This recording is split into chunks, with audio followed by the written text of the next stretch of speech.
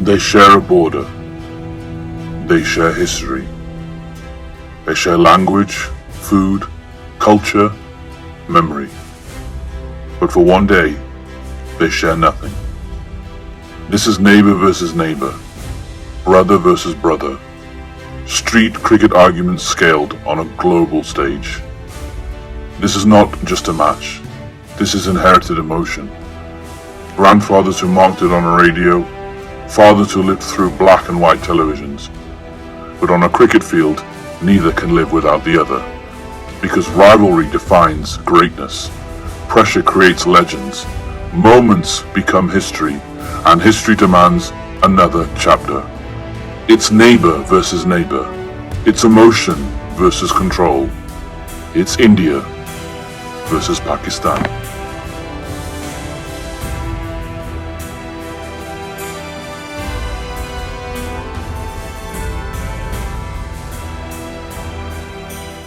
Hello everyone and welcome to the Clean Bowl podcast, soon to be the biggest cricket podcast in the world, with a brand new episode, a special episode, as today we're going to preview India versus Pakistan. I'm on my own today, unfortunately. Kieran, he's a very, very busy guy, couldn't be with us for this episode. He will be back for a regular scheduled episode, which we'll be recording later on today, which will be out tomorrow, Sunday the 15th of February. And also happening on the Sunday 15th of February is the match that we're talking about today. It's India versus Pakistan, one of the biggest games of world sport, the biggest game in world cricket, which we'll get all into.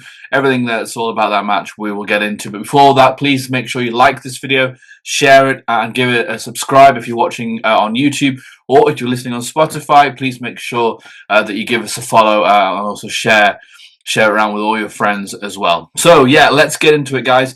Tomorrow is the big one. A lot has happened surrounding this match, a lot of politics as always.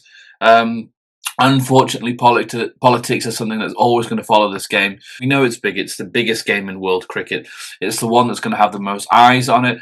It's the one that generates the most revenue for obvious reasons. You know, everybody wants that. It's probably why India and Pakistan end up in the same group every World Cup, even though they're meant to be randomly drawn.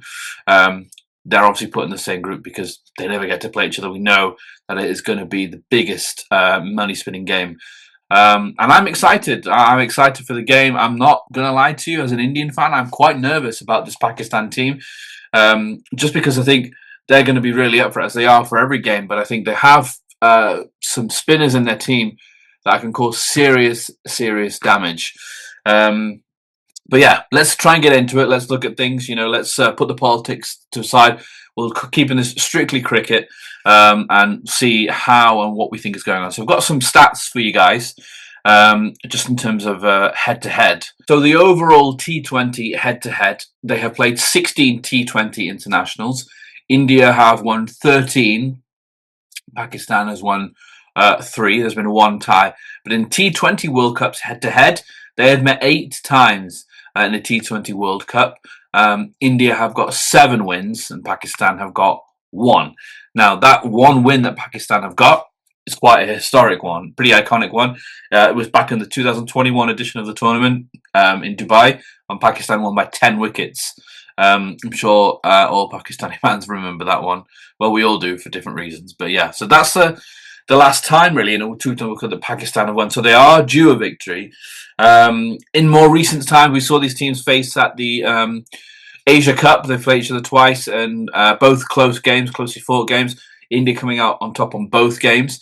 Now, that one, the Asia Cup final, was, you know, mired in controversy and issues because of the no handshakes, the issue with the trophy, and all that stuff. And then Pakistan also showing up late to their game with the UAE. So there was just so much mess.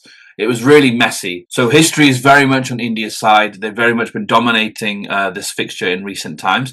In fact, some people even claim, like, how much of a rivalry actually is this?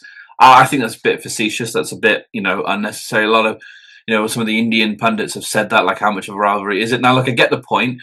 You want a rivalry to be close. You want there to be close-fought contests. And a lot of them have been close-fought contests. You know, the game in it at the MCG 3 or 4 years ago with that Virat Kohli, you know, innings was a really close game, you know. But, and again, I think that sort of sums up Pakistan. I think when they come to play India, they play well for maybe 2/3 of the game, but that crucial last third, something happens to them mentally where they slip or they collapse when they're batting or they concede too many runs.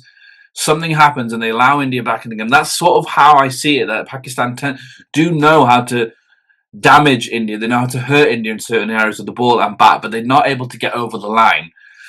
So could tomorrow be the day where Pakistan finally get over the line in a World T20? Pakistan, a victory against Netherlands in their first game, but far from straightforward. In fact, they really pulled one out of the bag with that one because it looked for the world that they were going to lose, and they were going to it was going to happen again. That another associate nation was going to beat Pakistan in a world tournament, and they needed 29 of 12 at one stage. And when that was the case, I really thought this is it. Pakistan had done it again, and I actually thought Netherlands were going to win before the game even started. So the fact that they turned it around shows a good amount of resilience and a good amount of sort of calmness and ability to thrive under pressure, which Pakistan have not demonstrated recently. So that bodes well for them if they can bring that to the point, because there'll be so much pressure on this game, with everything that's happened. So if they can cope well under pressure, it might serve Pakistan quite well. But yeah, they came through against the Netherlands. They looked like they were going to lose, so they pulled one out of the bag there. Against the USA, a little bit more comfortable,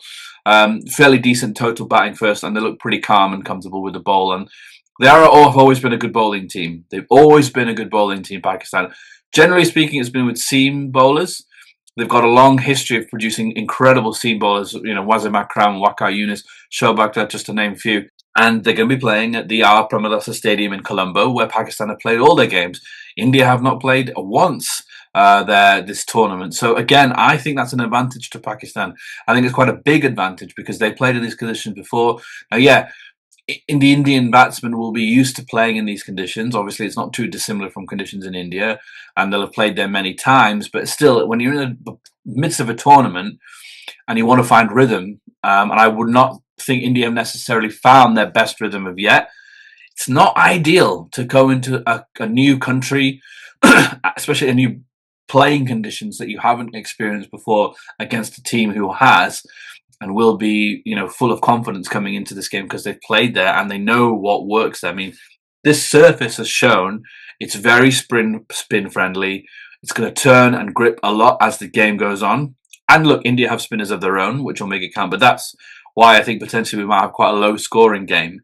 It's going to make chasing under lights very tricky. There's going to be a lot of dew. The humidity is going to be high. Now, there are reports of thunderstorms. I made this joke with a friend, like, okay, the game's finally going to happen now. It'd be funny if it got rained off. Well, there are actually reports that there are going to be thunderstorms before the game. So let's not dwell on it too much. We want to jinx it. We want to do any voodoo stuff to it where the game gets rained off. So let's not think along those lines. But again, if there's rain about, that can also factor into how the pitch goes. And I think that's going to make this a battle of spin, which set of spinners comes out on top, and how the batsmen face against these spinners will be key. We look into what I think are the predicted 11s for both teams. Let's look at India's. So with India, you can see that we've got Ishan Kishan opening the innings alongside. Now, I think it'll probably be Sanju Samson because Abhishek Sharma is, he has been hospitalized. He's not feeling well. That doesn't scream of somebody who's, match ready or match fit. So I imagine it will be Sanju Samson, and then a relatively sort of settled team there. Apart from the fact that I think, or rather I would like to see Shivam Dube drop out in place of Kuldeep Yadav. I think this is going to be a spin-friendly pitch, and India, I think, needs 3 spinners on this pitch. I think Pakistan will do the same. So yeah, I like that this kind of look gives a bit more balance to the team in terms of spin. If we look at this Indian team, it's very young. It's a team that you might say is in transition, but a team that's been playing brilliantly and superbly in white ball cricket. India have lost Rohit Sharma, they've lost Virat Kohli, there's no Jadeja in this side, no Rishabh Pant. So there's been quite a lot of chop and changing here. So there's a lot of new faces in here. Ishan Kishan, he had a kind of cold period and he's back now. Surya Kumar Yadav, Hardik Pandya, they're the 2 sort of senior experienced team in terms of the batting. Bumrah obviously on the bowling. So there's good experience in there with some new exciting youngsters that are in this team. Abhishek Sharma being one, but there's so much excitement there. But at the same time, how are they going to thrive under this pressure facing this Pakistani side? For India to find themselves 77-6 against the USA is worrying. And also, even though they played Namibia and they beat them convincingly, they were 100 or so after 7 overs. So to then to not really push on. I mean, they did well in the last few overs, but there was a bit of a lull where they lost 2, 3, 4 wickets. So again, that's the kind of thing that worries me about India, where this is a real test. Everybody still thinks they're almost favourites, but I think we've seen the performances of other teams that, for me especially, has left me a little bit worried. And not so much about India, but it's about, the West Indies have looked really good, and they know how to win a World Cup. They know how to win a World Cup in India. South Africa have looked good. New Zealand have looked good. Pakistan have looked good. And there's other teams in there. England, they're going to make it. They've won a World Cup twice, so they know how to win. So, India have won 2 games, but I wasn't convinced about the first game. Okay, a little bit better, but those are 2 associate nations. There's a bit of struggle and strife in both those games. So India needs to put in a good performance here. A win will give them a good amount of confidence going into the Super 8. Pakistan, we have a look at my predicted 11 of them. So, yeah, this is kind of how they've played, looking so far and how they've gone. And look, you look at these spinners that they've got there, and I'm looking mainly at Shadab Khan and Usman Tariq. These are the 2 spinners that I think are going to be very, very key for Pakistan in this game. Saeem Ayub can spin as well. He's got a good record there, but they've got a good spin strength in this team, if you like, especially Usman Tariq with his sort of mysterious, unorthodox action. And the action has got a lot of news, it's got a lot of noise, a lot of people talking about it. Look, as far as I can tell, as far as I know, his action is perfectly legal. I can understand why people are disputing the legality of his action. But, Ravichandran Ashwin, one of the greatest off spinners of all time, he has no problem with that, and they said it's perfectly legal, and the sort of science and physics behind it explain why it is, and that this is a clean bowling action. So, but he's unorthodox, and he's going to be a mystery spinner. I don't know how much India faced of him. So India need to be wary. But again, that's the problem when you don't face these teams that often. How much do you actually have to prepare? Gerard Erasmus, who plays for Namibia, has a sort of not similar action, but he was doing similar stuff.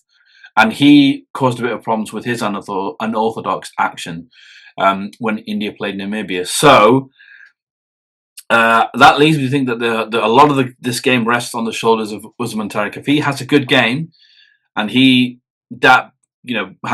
he has a good game and has a good spell, then India are in trouble. They are really in trouble because Shadab Khan is back to his best. Shaheen Afridi has a good record against the Indian top order with the movement that he gets.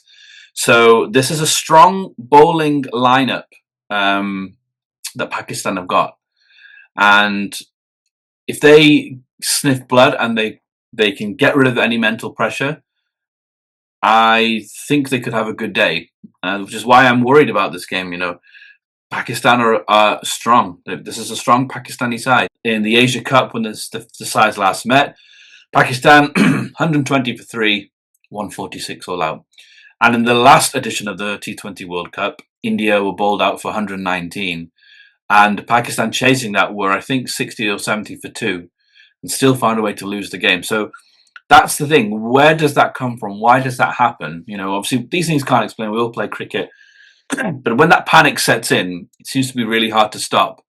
If Pakistan can come into this without that level of panic and very clear in their plans, which I suspect they will tomorrow because they've played in this game before, they've got 2 wins out of 2, they'll be calm and confident coming into this game. Do you think India have the better batting lineup? Just a marginally better batting lineup. In terms of T20, they are probably the best batting lineup in the whole tournament in the world. But I think with the conditions and things and Pakistan's spin attack, it's a bit of a level playing field. So key players, I'm going to pick 2 from each scene. I think there's 2 key players for both teams. For Pakistan, starting with them, I will say Farhan at the top of the order. He is clearly a player who can take the game away very quickly. And he's got sensational hitting ability. So India need to get him out early and get into the rest of the order. Needs to get to Babar Azam needs to be out of that crease as early as possible. That's what I think. Bumrah needs to be bowling at these two. So yeah, I'd say Farhan, and of course Usman Tariq. I was also thinking Shahab Khan, but Usman Tariq is the bowler that everybody's talking about at the minute because of his action. But we need to talk about how much of a threat he is, because he's a serious threat that India cannot take lightly. And I think if he has a good game, I think Pakistan win.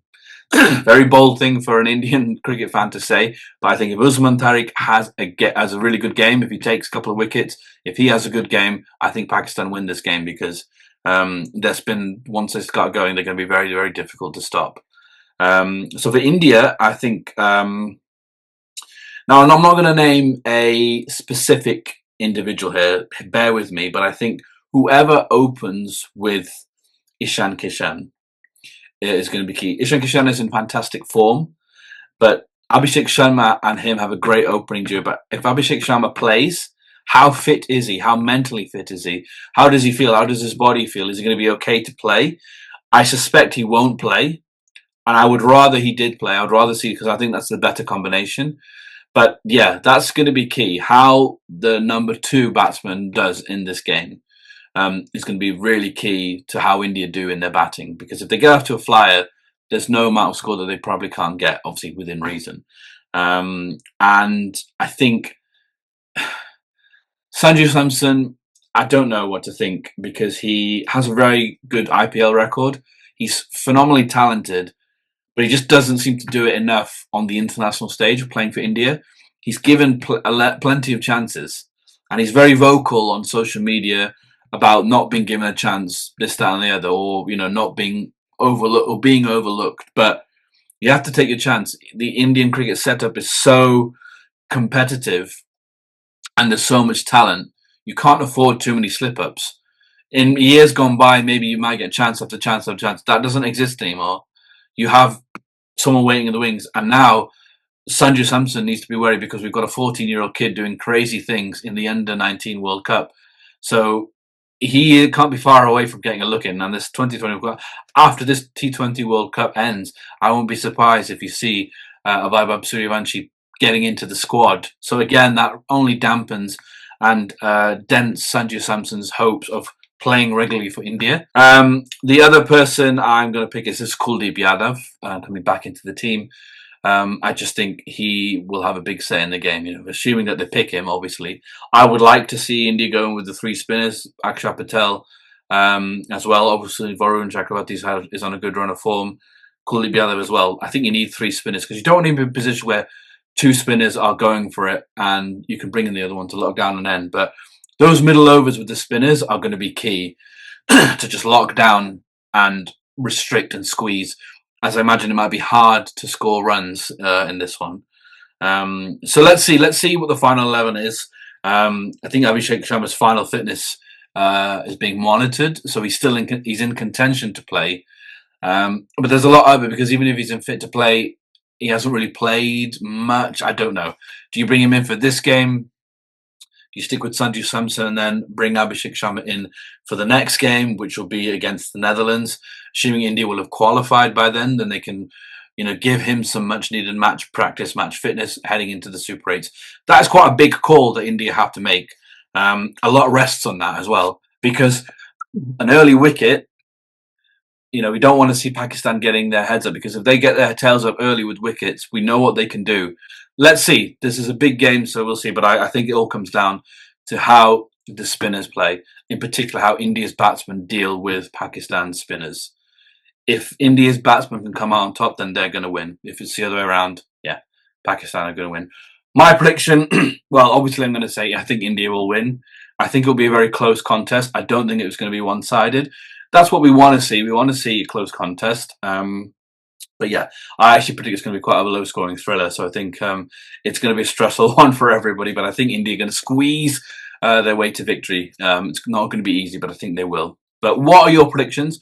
What do you foresee happening? Who's going to win? Who are going to be the most important players?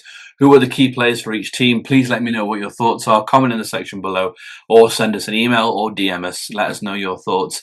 And yeah, we hope you enjoyed this preview video. It's the first preview video like this. So feedback is also welcome as well. If you have anything to say, let us know. And yeah, hope you guys are excited for tomorrow's match. One thing I will hope that happens tomorrow is that the game is played in the spirit, in the right spirit. Now it will be feisty, and we want feistiness. We want a bit of hostility. We want some spice, obviously. But I want the game to be played in the right way. I want the game to be played within the spirit of the game. That's what cricket is all about. I haven't got any time for this politics stuff. I get it, but I want the boards to advise their players in the right way, okay? And that's only one thing I'm talking about, is I hope the players shake hands at the end of the game. That's really important, okay? These people are not governments. You guys aren't politicians. You're not soldiers. None of that stuff. You are cricketers representing your country, but you're cricketers playing the game of cricket. And that has always been, and you're always taught to respect the game and respect the opponent. So I hope that the players of India and Pakistan put all of that stuff behind them.